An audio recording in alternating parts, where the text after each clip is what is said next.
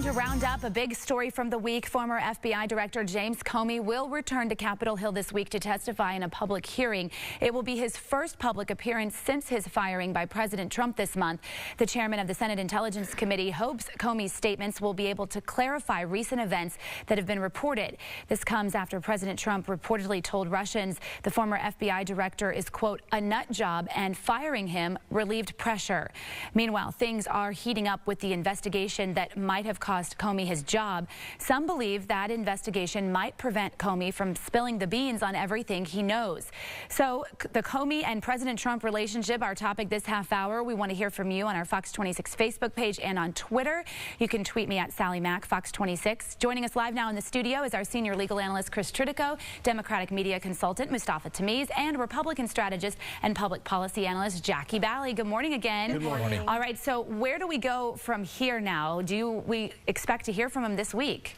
Well, I keep hearing varying stories, and I heard yesterday afternoon that they're actually going to move it past the holiday, and so maybe they'll wait until the president gets back from his trip and not try to steal his thunder, maybe what the Republicans are thinking.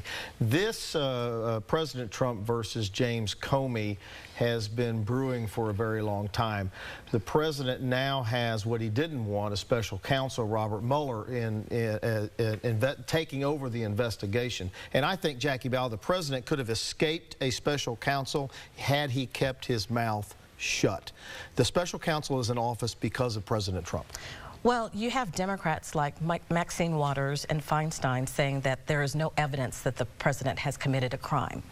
If Comey knows of anything that the president did do, if Comey knows of any crime that the president did make or commit, and he didn't report it or act on it, that's against the law, because there's a provision in our law that says someone in his position, if they know of a crime, especially of this nature that we're investigating, has been committed, he has to act on it and report it immediately. He was investigating. So the fact that Democrats are now coming out and saying there is no evidence of any crime committed that our president committed is very telling of how this investigation is going to go. FBI investigations take years. I've represented people that they take 5 years before they indict them. So this investigation was in its infancy. Yeah, it's a weak thing with FBI agents investigating you, and they're coming out saying, well, there's no evidence. Well, that's why they're investigating you.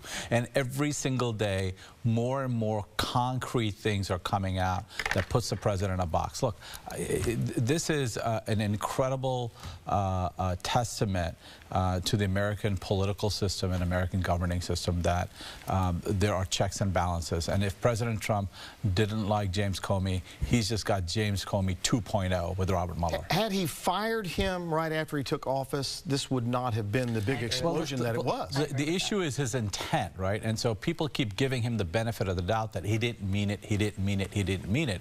And one thing we've learned from this president, he says what he means. He went on his promises, and he's been trying to deliver it one by one, even though they're misguided. I do agree with your statement. I mean, if he would have fired him right away, Democrats were saying he needs to be fired. And you've got the Justice Republicans were saying he needs to be fired. And the timing of his firing, everyone, when he didn't fire him, were wondering, why didn't he fire him? Let me go to Sally real quick. She's monitoring our social media. All right, yeah, we're hearing from Ben this morning. Good morning to you, Ben. He says Comey needed to go because he loved being part of the political scenes too much. Dems and Republicans wanted him out. Another one from Chris. He says this has nothing to do with being a Democrat or a Republican. This is about a president that's possibly in cahoots with Putin and Russia. Stop putting your party affiliation over your nation. This one from President Vicente Fox. He says, so Donald Trump, James Comey's agreed to testify in the Senate. Is the pressure back on or what? We'll know after May 29th. And then from the president, he says, with all of the illegal acts that took place in the Clinton campaign and Obama administration, there was never a special counsel appointed rather. And once again, he says this is the single greatest witch hunt of a politician in American history. Well, I don't want to relitigate the Clinton, 8 years of Clinton White House, but maybe you forgot that he had a special prosecutor for 8 years. But let's not relitigate that. And he was impeached and had a removal trial. But other than that, no, he didn't have any problems. That's the problem with the president. He doesn't know the history of the country that he governs. Now, I'm not even talking about from the 1800s. He doesn't know the history in modern times. But I want to get back to something. Karl Rove said on Fox News news the other day that the New York Times report that he said to the Russians, I fired him because it took a lot of heat off of me, is the biggest story of the day and bigger than anything else. Absolutely, because it goes to intention. The entire premise that runs around obstruction of justice is he intended to obstruct justice, and he just admitted that. Karl Rove's no liberal. We know that. What about that? The fact that the president got rid of him because there was low morale in the FBI. People no longer... Not according to the FBI agents. People no longer... I know quite a few FBI agents. I work with quite a few FBI agents. Quite a few people no longer felt that Comey was doing the job that he was supposed to do. That's not what the president told the Russians. He said it took heat off of me.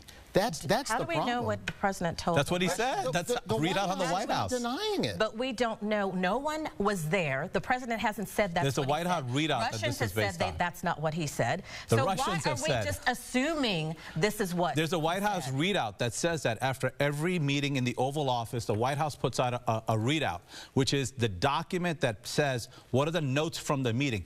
That is what's been leaked, and that's what's been out there. Harvard University just released a poll and said that 90% of the coverage on the president is negative and untrue. Because he's doing it. Because he's putting out negative news. Hang on, we got less than 30 seconds left. Hang on, we got less than 30 seconds left.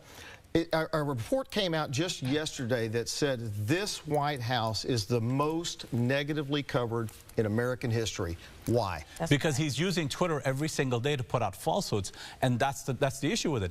When a president has a trouble with the truth, then people are going to cover him and try to uncover what he's saying wrong, and that's what's going on. You have many operatives who make a lot of money off of spreading political narratives, and our president, by tweeting, is going directly to the people. He's taking it out of their pockets, and when he says he's draining the swamp, he is getting rid of a lot of these operatives, and they don't like it. We'll see where that goes. We're going to leave it Alternative right there. facts. We'll be back in the next hour with two really good topics. All right. Great discussion. We appreciate it, guys.